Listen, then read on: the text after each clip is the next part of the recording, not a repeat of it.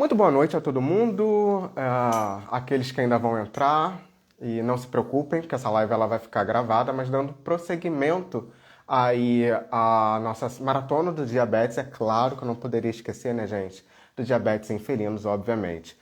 E eu precisava de uma ferramenta que, na verdade, fizesse jus ao nosso paciente felino, que é totalmente especial, e achei melhor a gente falar no ao vivo aqui um pouco sobre diabetes em gatos. É claro que a gente, mais uma vez, não é uma conversa que a gente vai se estender, é só para a gente colocar, contextualizar a diabetes no gato também, já que a gente falou bastante sobre diabetes no cão, muito embora muitos daqueles conceitos no cão a gente seja aplicado no gato também.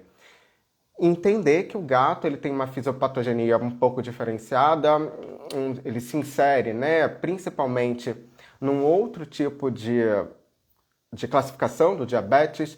Quando a gente pensa em classificar diabetes, a gente pode importar, muito de forma geral, o que acontece a classificação humana, diabetes tipo 1, diabetes tipo 2, diabetes gestacional e outros, ou seja, esses fatores de outros aí correspondem a uma gama de alterações que predispõem ao aparecimento do diabetes. Bem-vindos os que estão chegando aí. Mais uma vez a gente está falando sobre diabetes em felinos.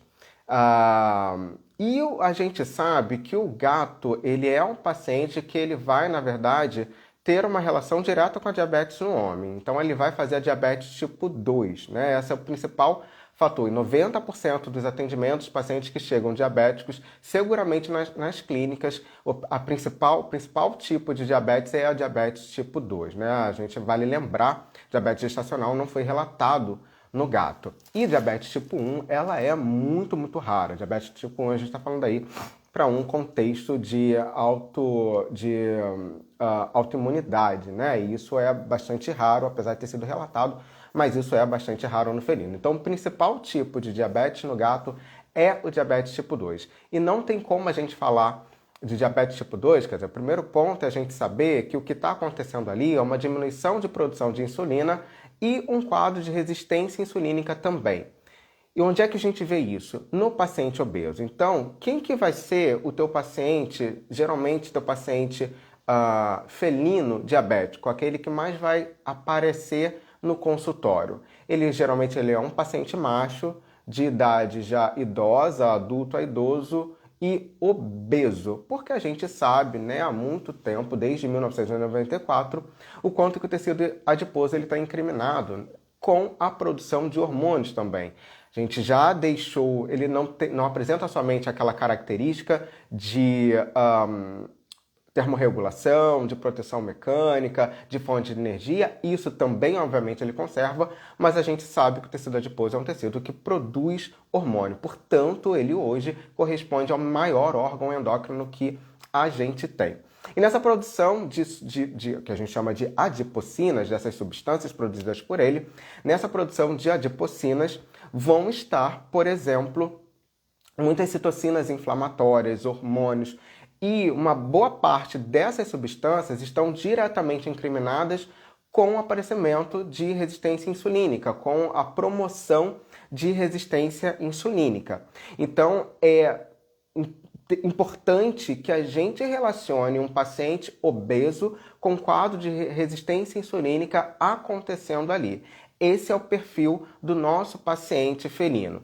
E aí, assim, um ponto de importância para vocês, que fique claro, é já ligar o alerta se você está atendendo um paciente que seja mais velho, macho e obeso, gente. Não significa que as fêmeas, obviamente, não possam ser acometidas, não é isso, mas a gente sabe que gato obeso macho, ele tem uma sensibilidade à insulina muito em grau ainda maior em relação às fêmeas. Então, eles têm uma probabilidade de ter resistência insulínica mais aumentada em relação às fêmeas, tá?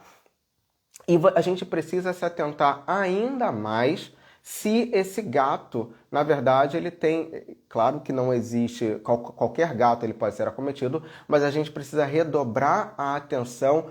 Oi, gente, acenando aí para todo mundo que está entrando. Obrigado pela presença. Mais uma vez a gente está falando aqui sobre diabetes em gatos, que eu resolvi falar aqui numa live, porque, né, felino é totalmente, é um ser muito mais evoluído, muito mais avançado. Sobretudo, né, se a gente levar em consideração que é a espécie que foi agraciada com a possibilidade de remissão do quadro de insulina. Então, são seres superiores e aí eles merecem uma live, pelo menos.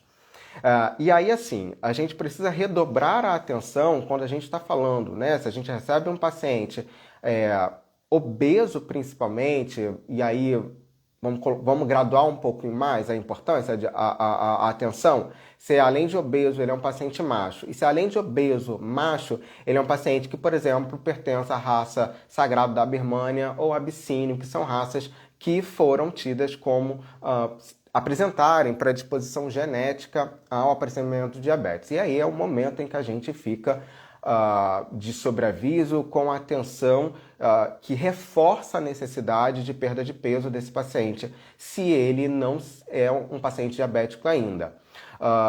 Porque a gente sabe como é desafiador fazer com que o gato perca peso, né? Felino é muito mais difícil da gente fazer perder peso, sobretudo nem sempre os proprietários eles aderem à dieta, porque gato, como ele foi acostumado num programa de oferta de alimento, aí toda vez que ele pede, a gente sabe que isso é um comportamento que acaba acontecendo com esses animais, principalmente, né, nossos gatos, eu diria que a ampla maioria, pelo menos os domiciliados, eles são castrados e a gente sabe que existe uma interferência, influência dos hormônios sexuais no apetite desses animais. A falta deles está vinculada com inibição da saciedade. Então, são pacientes que comem demais, né? E eles vão pedir muito mais alimento.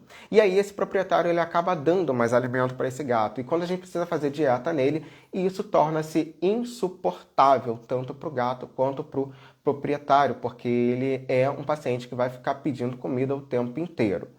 Mas a gente precisa trabalhar obesidade nesses pacientes também, sobretudo por conta do aparecimento do diabetes. Gatos, a gente sabe, né, são indivíduos que seguramente apresentam a famosa síndrome metabólica. O que é síndrome metabólica? É aquele conjunto de fatores metabólicos que a gente tem que predispõem os pacientes há algumas doenças sérias, como diabetes mellitus, como infarto, como hiperlipidemia heterogênica, como que mais? Acidente vascular cerebral. Então, são fatores muito presentes. A gente importou também essa terminologia da medicina humana, é o que acontece num paciente obeso, né, em síndrome metabólica. Os felinos, isso também já foi comprovado. Então, como são pacientes que estão predispostos a síndrome metabólica, são pacientes que também têm uma predisposição aumentada, sobretudo ao risco do diabetes, né? Então, você já tem aí, a gente já falou um pouco sobre classificação etiológica, né? A principal etiologia do diabetes no paciente felino. A gente já falou também quem é esse paciente que fenotipicamente você vai esperar como sendo diabético aí, então é macho, é castrado, é obeso, e precisa ligar ainda mais o alerta se é um paciente com um Sagrado da Birmânia ou um Abissínio. Ninguém vai relaxar se não for pertencente a essa raça, se for um SRD, não é isso, mas a gente precisa ligar o alerta ainda mais, né? Quando a gente se depara com esses animais. E aí, com essas raças. E aí, não tem nem conversa quando a gente vai estabelecer protocolo de tratamento para esses animais, né?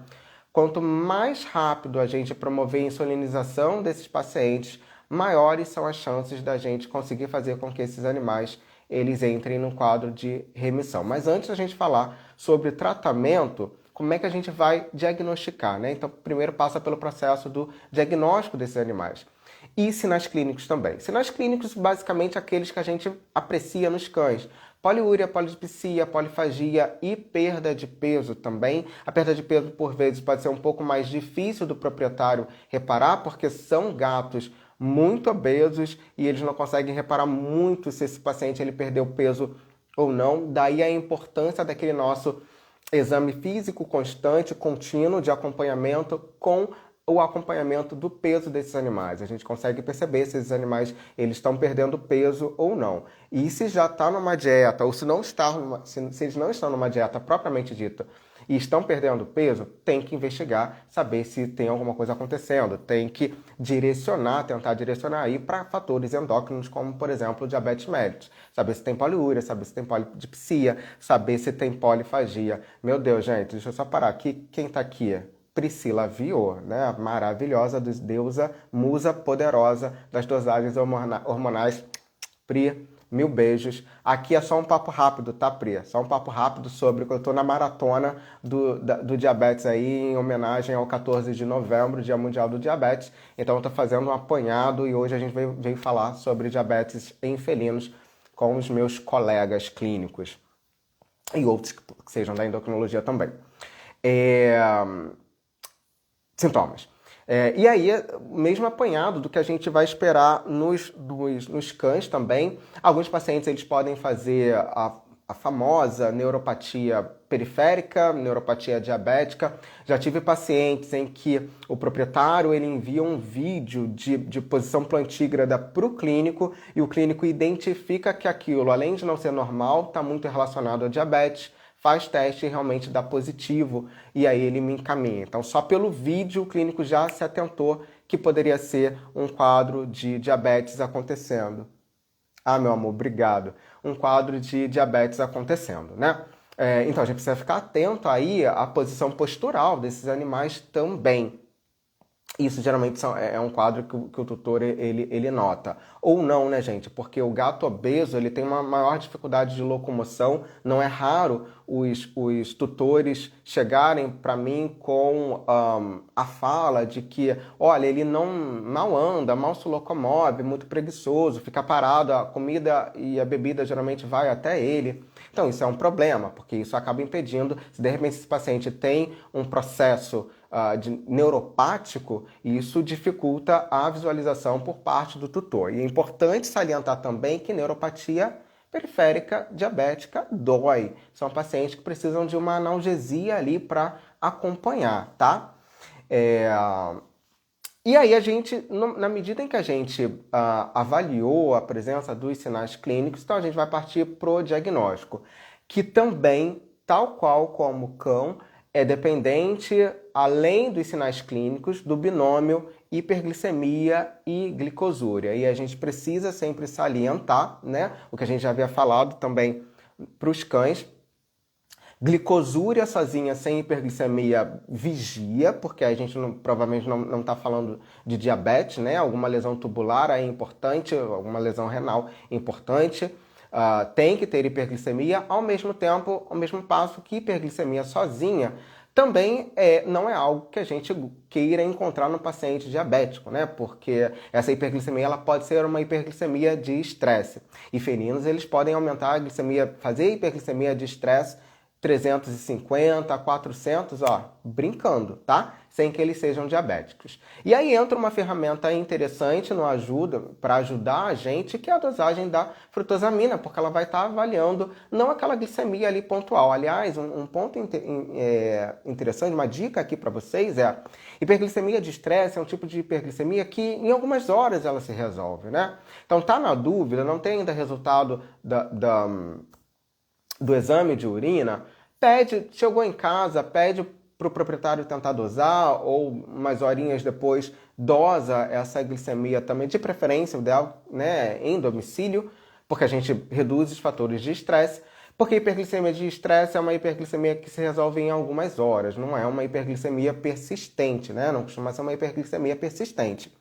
Então, precisa fazer diagnóstico diferencial para hiperglicemia de estresse também. Sim, frutosamina ela pode ser influenciada sim, Ju. Sempre eu já falei isso quando eu falei em alguns outros vídeos aqui, mas repetindo, né, a gente tem fatores que podem interferir na dosagem da frutosamina, sobretudo se a gente lembra que frutosamina é é o fruto, né, de uma ligação irreversível entre glicose e albumina, ou proteína plasmática, né? Mas mas principalmente a albumina.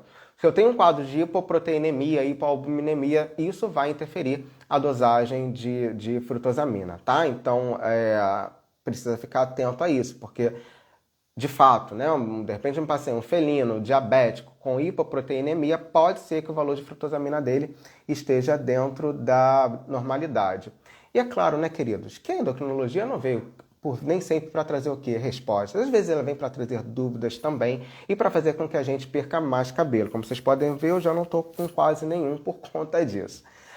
Mas então, o que é importante é que o nosso diagnóstico ele seja baseado nesse pilar de presença de sinais clínicos e esse binômio hiperglicemia e glicosura. Ele tem que acontecer para que eu tenha uma segurança maior em dizer que esse paciente ele é um paciente diabético.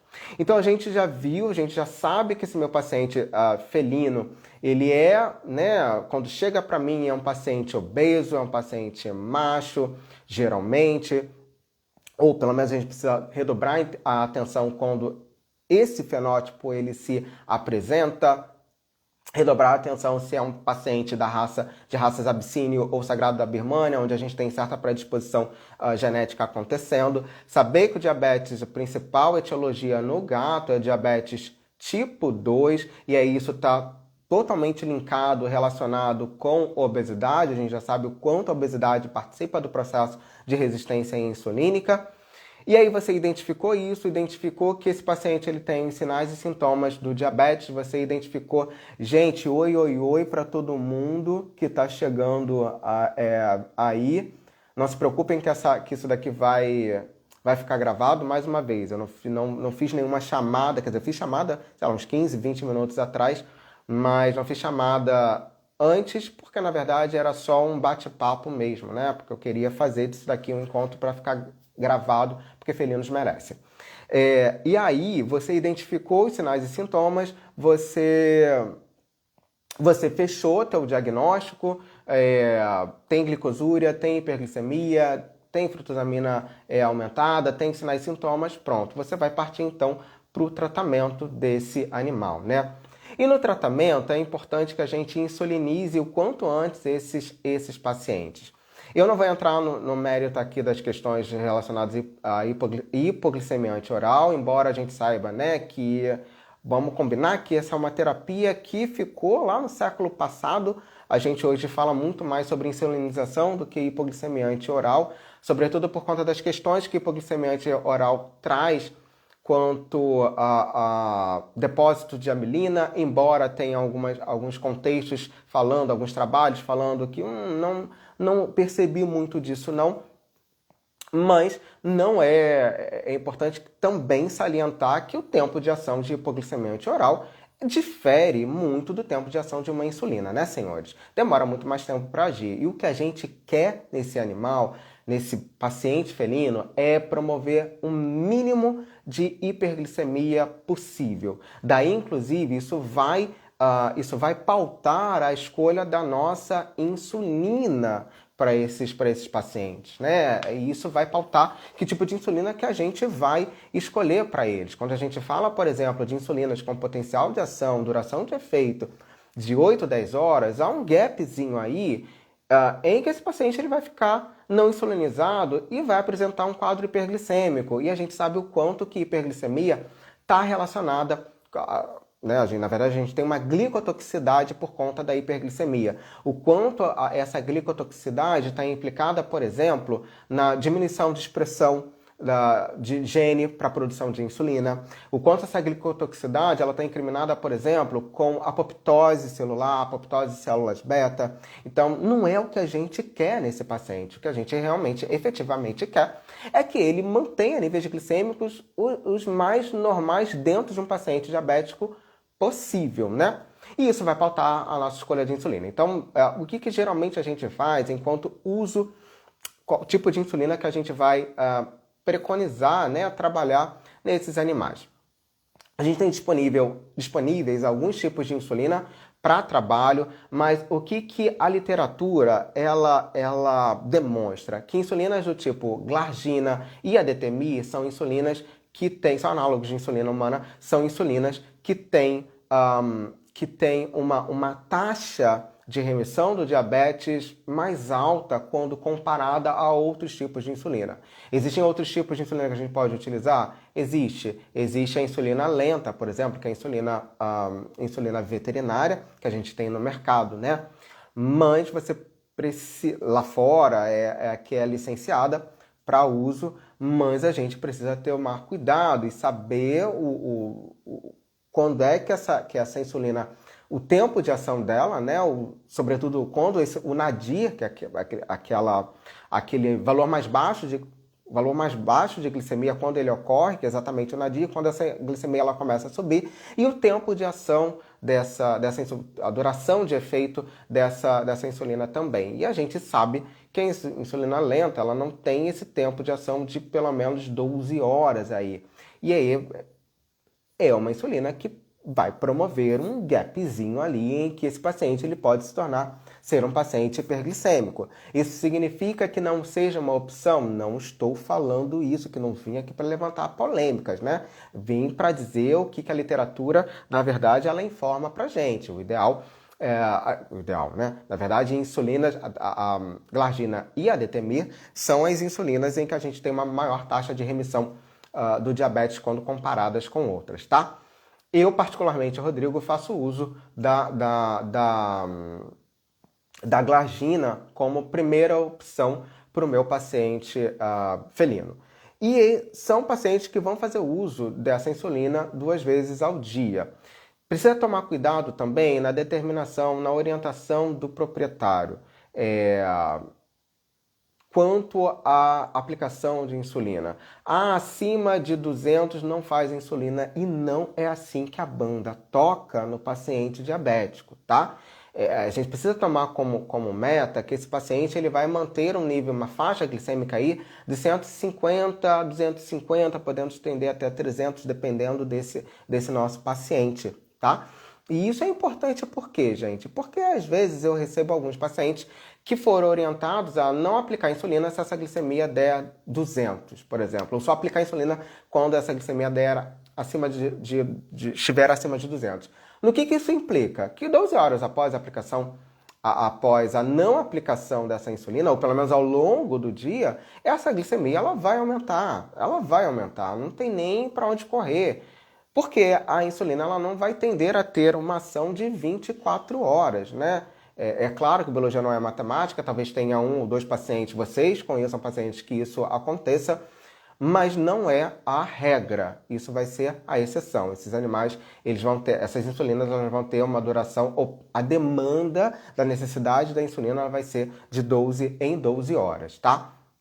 E aí são insulinas, né, de ação um pouco mais lentas. E isso são insulinas, a glargina ela é uma insulina que fornece uma insulinemia basal, níveis de insulina basais ali circulantes. E isso é interessante para o manejo do nosso paciente diabético. Então a gente falou agora do que a gente vai utilizar para tratamento. Quanto mais rápido a gente insulinizar esse animal, mais rápido ou mais, na verdade, maiores são as chances da gente conseguir uma remissão desse paciente diabético.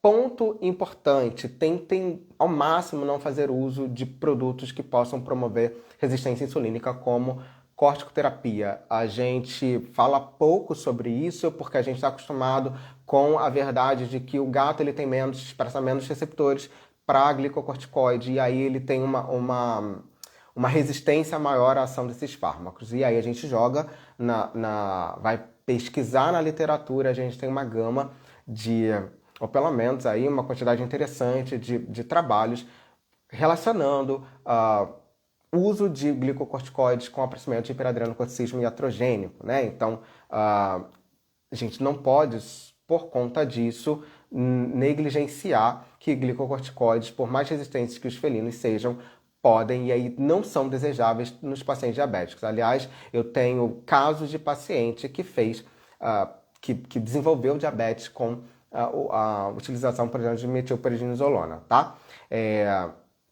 Não é exatamente incomum, então muito cuidado com isso. Se você quer ao máximo promover a remissão desse paciente diabético, muito cuidado com tudo que você for utilizar que contenha cortisona nesse animal, por exemplo. Precisa ter cuidado no manejo também alimentar desse paciente.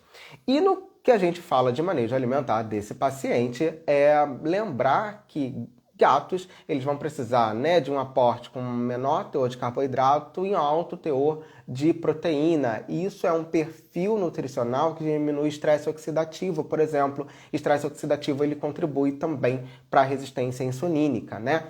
Então, é interessante que a gente faça uso de uma alimentação que tenha menos carboidrato e um alto teor de proteína, né? E precisa calcular, gente. Outro ponto importante aqui. Um ponto muito importante. Não precisa fazer como a gente faz com cão, né? O manejo alimentar do paciente felino ele é totalmente diferente do que a gente faz com o cão, porque o cão a gente vai orientar a aplicação da insulina nos horários que ele se alimenta, né? Na verdade, vão ser 2 alimentações compatíveis com a administração da insulina também. Então, o cão ele come, ele faz duas administrações de insulina, 2 horários de administração, no intervalo de 12 horas, e nesses horários ele come também. Como é que você vai fazer esse gato comer no horário que precisa comer no horário que você está aplicando a insulina? Então, a gente não precisa ficar píssico com a necessidade, eu preciso fazer com que esse meu gato ele coma no horário da insulina. Não. E essas insulinas, elas possibilitam que esse manejo ele aconteça, tá? Então, não precisa que o gato coma no momento da aplicação da insulina. O que precisa no que diz respeito à alimentação? Que essa comida ela seja calculada. O fato desse paciente o fato da gente entender que o felino ele tem hábito alimentar diferente não significa que ele vai poder comer o quanto ele quiser, né? A gente vai precisar calcular a quantidade de comida que esse animal ele vai comer e fracionar isso várias vezes ao longo do dia, tá? Isso é importante. O gato fica muito estressado. A gente tem estratégias para diminuir o estresse, diminuir a ansiedade pelo alimento. A gente tem, por exemplo, comedouros interativos. Isso é uma proposta interessante para ajudar esse felino a não ficar tão afoito pelo alimento, ao mesmo tempo que vai fazer com que ele gaste um pouco mais de energia ali também, né? Diminuindo a bola aí da ansiedade dele. E existem várias rações aí no mercado que atendem a essa necessidade, tá? Faltou mais alguma coisa? Eu acho que não, né? Aqui, na verdade, eu quis só dar um en passant da visão geral do que é a diabetes. Sachêzinho, Ju. Sachêzinho é sonho, né? Sachêzinho é sonho aí de ajudar mesmo esse paciente na remissão do diabetes, a fazer um melhor controle glicêmico. Outro ponto importante, gatos também podem ser acometidos por doenças que vão promover resistência insulínica. Então, se eu estou fazendo um uso muito grande de uma dose muito alta de insulina nesse meu paciente, levando em consideração, né, que a dose de insulina geralmente para o felino, quando a gente faz uso, por exemplo, da glargina de 1 a 2 unidades por gato, 2 vezes ao dia, se eu estou utilizando muita insulina, eu preciso pensar num mecanismo de resistência insulínica acontecendo. Vários fatores. Doença periodontal, por exemplo, infecção urinária, acromegalia, hiperadrenocorticismo. Então, preciso saber se não tem neoplasias, enfim, preciso saber se esse paciente não tem preciso pesquisar fatores que predisponham à resistência insulínica nesse animal.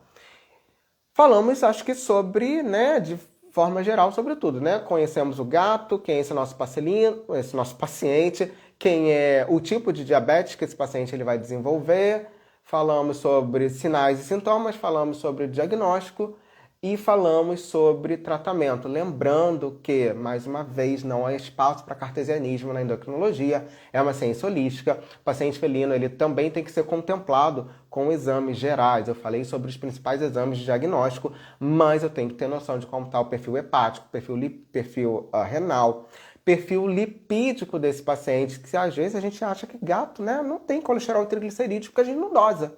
Mas eles também têm aumento desses índices. Então, para saber isso, a gente precisa dosar. E a gente está falando de uma doença em que a gente tem uma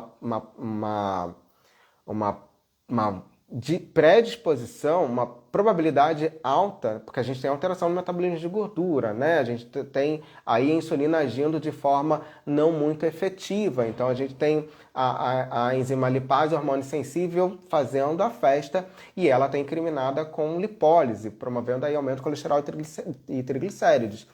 E quem é que freia ela? É a insulina. Se não tem insulina, ela está bailando lindamente, né? Então tem que dosar perfil lipídico também, tá bom?